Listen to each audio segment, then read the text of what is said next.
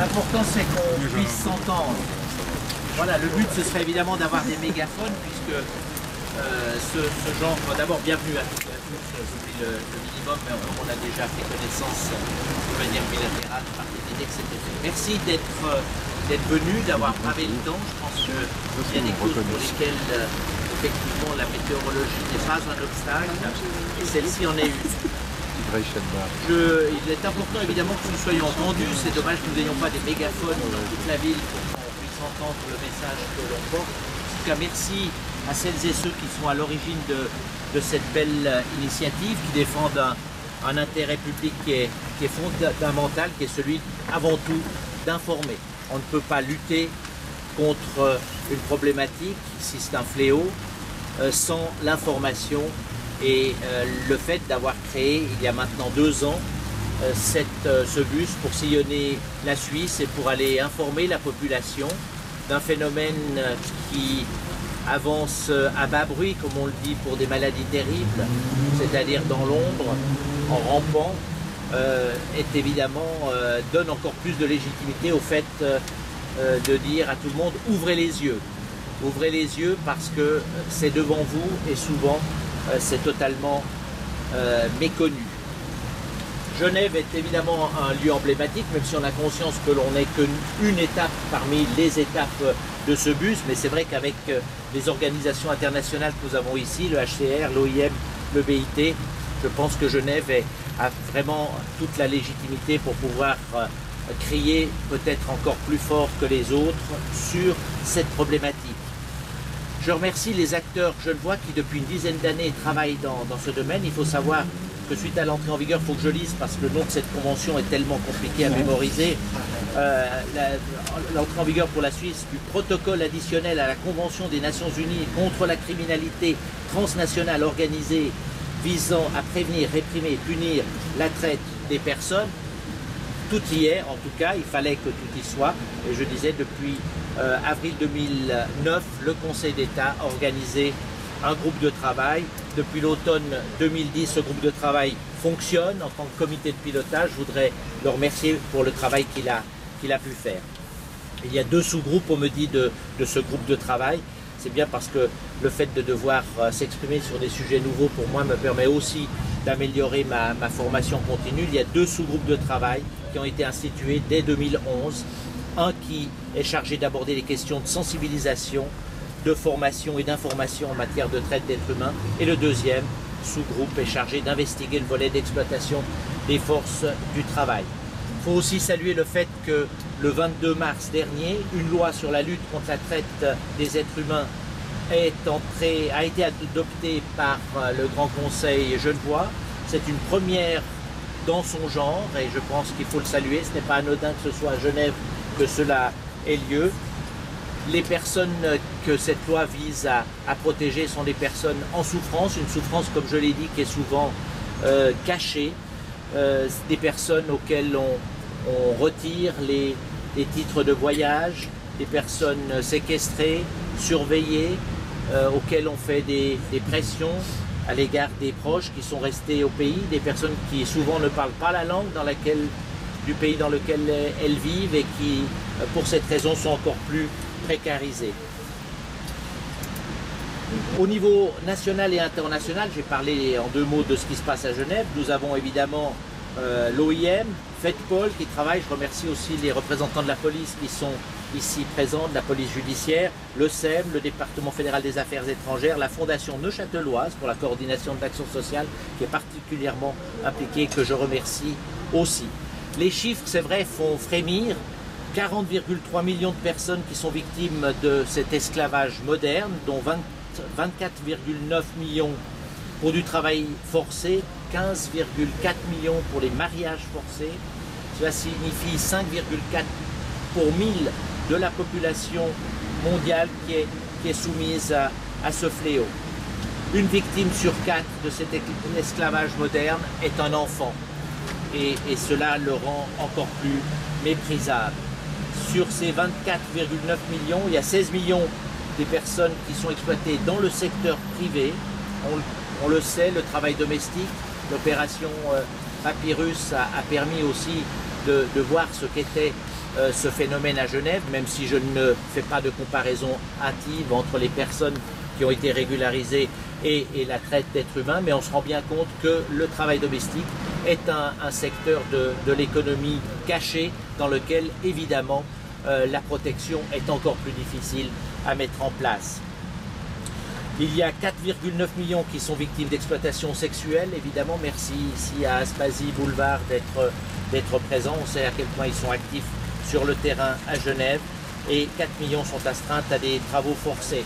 Ce sont surtout les femmes et les jeunes filles qui sont victimes, évidemment, dans le domaine du sexe. Plus de 99% sont des femmes et des jeunes filles, 58% pour le reste des exploitations, avec une économie illicite générée par ce travail, ce nouvel esclavage de 150 milliards par année. C'est évidemment énorme. On se rend bien compte à quel point il est d'autant plus difficile de lutter contre un fléau pareil quand les intérêts sont aussi puissants. En Suisse, même si nous sommes un pays qui, en principe, est vu de l'extérieur comme exemplaire, nous ne sommes pas totalement à l'abri et de loin pas de ce phénomène. Nous le savons, il y a une exploitation des êtres humains aussi dans notre pays, dans le domaine du sexe en particulier. Merci aux autorités judiciaires qui interviennent dans ce domaine lorsqu'elles sont alertées. Je voudrais les services de l'État qui sont particulièrement attentifs, protection de l'adulte, protection des mineurs, pour faire en sorte que ces situations puissent d'abord émerger et puis ensuite être protégées. Voilà, mesdames et messieurs, je ne vais pas allonger, je pense que j'ai affaire ici à des spécialistes. Je pense que le message que je dois porter est surtout celui que vous devez être chacun des porte-paroles de cette problématique. Je sais que vous l'êtes, je n'ai pas besoin de vous pousser sur cette pente naturelle pour que véritablement nous puissions être plus forts ensemble pour lutter contre ce fléau. Et nous devons montrer l'exemple. Genève, je le dis, je l'ai dit, doit être un exemple dans beaucoup de domaines. Dans celui-ci, il doit l'être également. Voilà comme j'ai le rôle de maître de cérémonie aussi pour accueillir, enfin avoir été désigné pour représenter le canton d'accueil de ce bus itinérant. Je passe maintenant la parole à M. Pierre Rossilonghi, directeur du Bureau pour la Suisse de l'Organisation internationale pour les migrations. Merci beaucoup.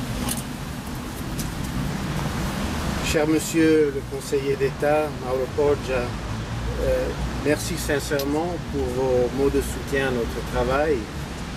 Cher ambassadeur VT de l'Ordre souverain de Malte, chers partenaires, chers participants et chers journalistes.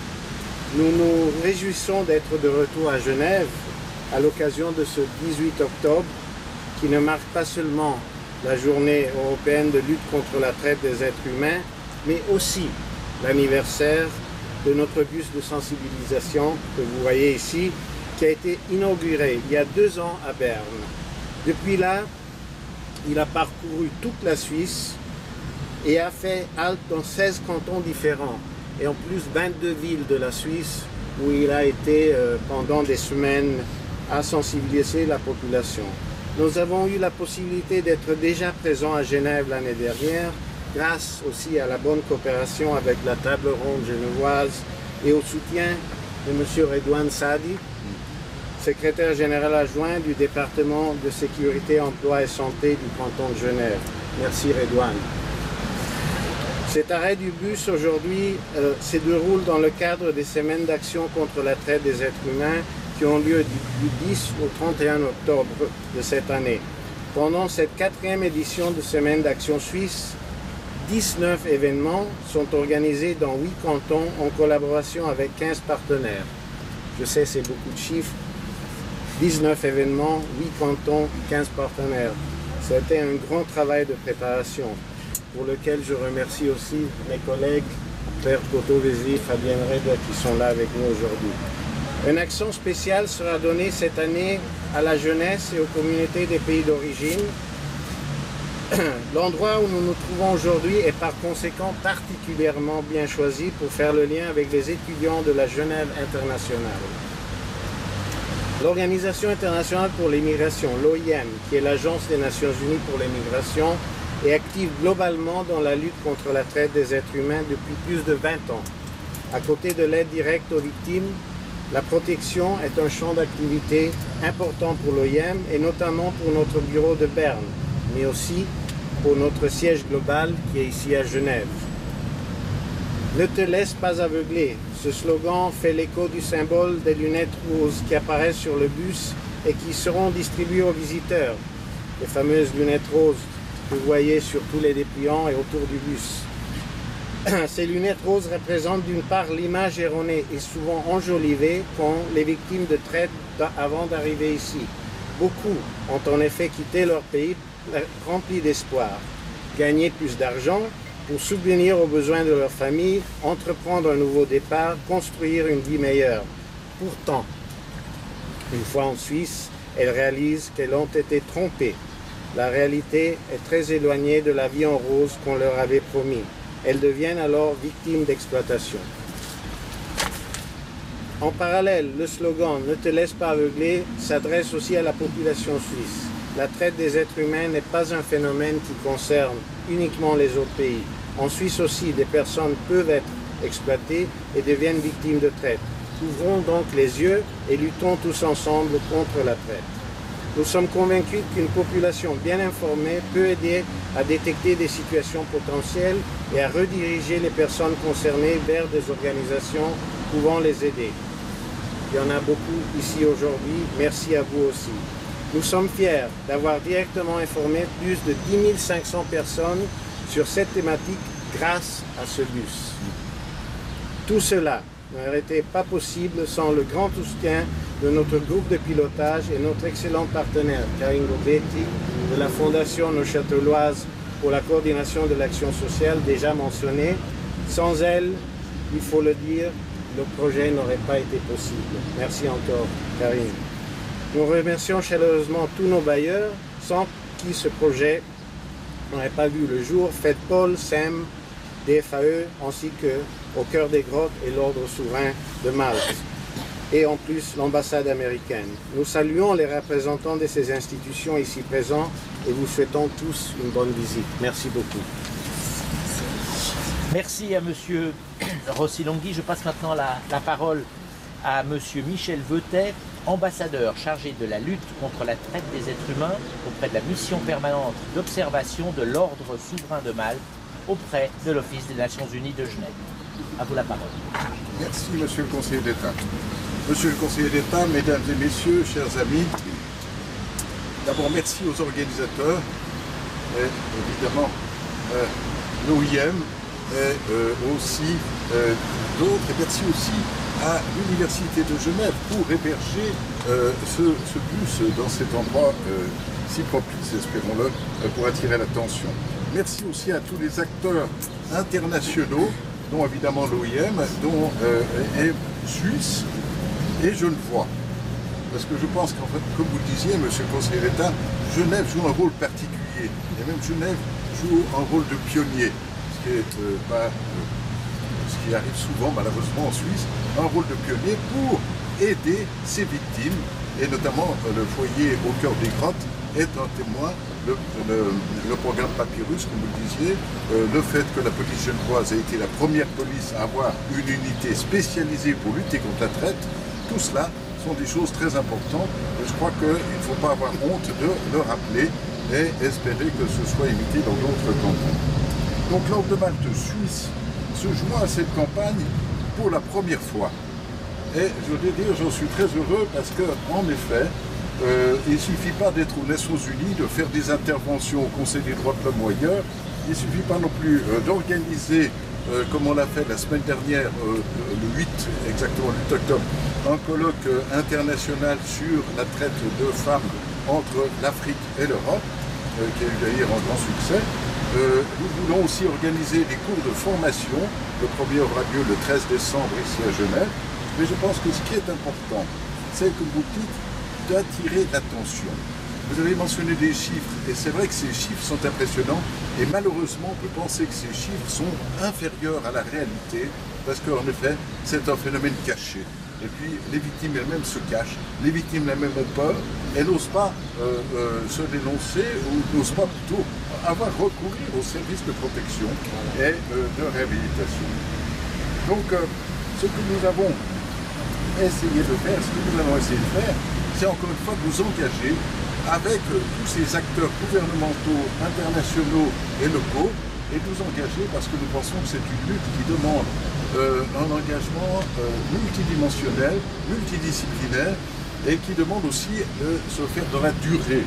Parce qu'en effet, les victimes ont besoin de temps pour avoir le courage de sortir, pour se réhabiliter, ensuite se trouver une réinsertion professionnelle, et tout cela, eh bien, merci à toutes celles et ceux qui travaillent pour cela ici à Genève et en Suisse, et je crois que c'est très important. Alors voilà, encore une fois, merci à tous, merci surtout à celles qui agissent pour protéger, pour réhabiliter et pour réinsérer ces victimes dans la société et leur donner le sens d'une nouvelle liberté et d'une nouvelle dignité d'elle-même. Voilà, merci M. Blanc. Merci infiniment à M. Michel Gautet. Je passe maintenant la parole à Mme Daria Clay, qui est la nouvelle directrice de la Fondation Au Cœur des Grottes, dont on a parlé et dont on a salué le travail. Je vous en prie. Merci beaucoup. Monsieur le conseiller d'État, Monsieur l'ambassadeur, Monsieur le directeur, Mesdames et Messieurs les représentants des autorités et des institutions partenaires, chers collègues. Après un peu moins de 3 semaines d'activité à la direction du Cœur des Grottes, j'aimerais à mon tour exprimer toute mon admiration pour le travail réalisé au quotidien en faveur des victimes de la TEH. Je travaille avec une équipe dont les métiers proviennent de divers domaines, du domaine du juridique, du culturel, de l'éducatif, de la pédagogie. Et en fait, ce sont ces complémentarités qui permettent d'accueillir et d'offrir au quotidien des propositions aux femmes victimes de traite des êtres humains. À ce jour, 15 femmes victimes de traite des êtres humains vivent au cœur des grottes.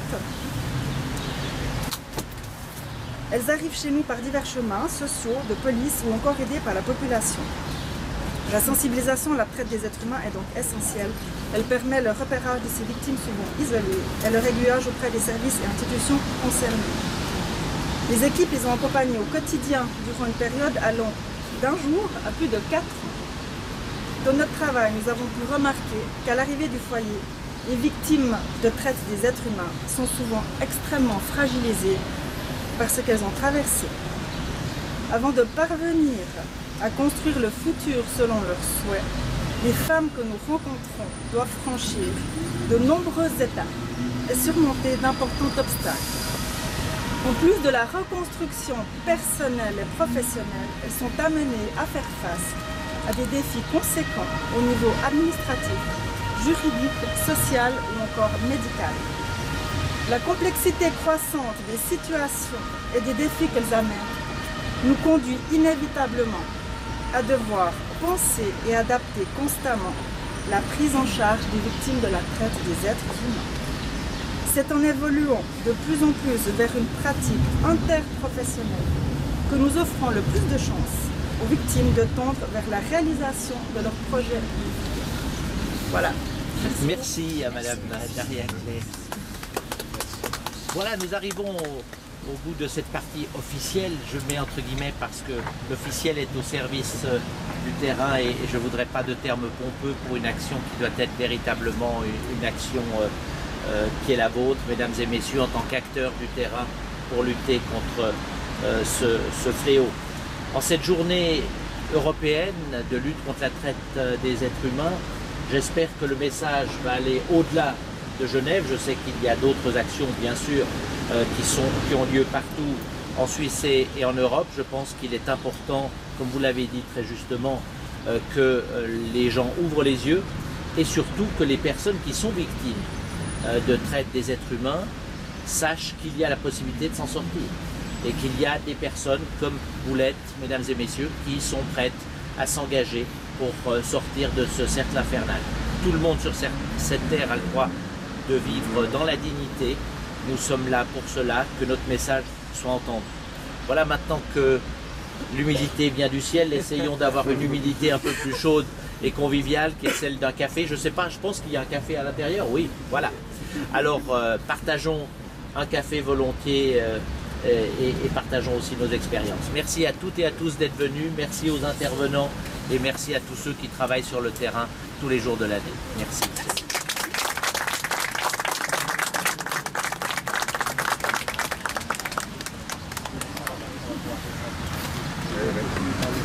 Oui, bien sûr.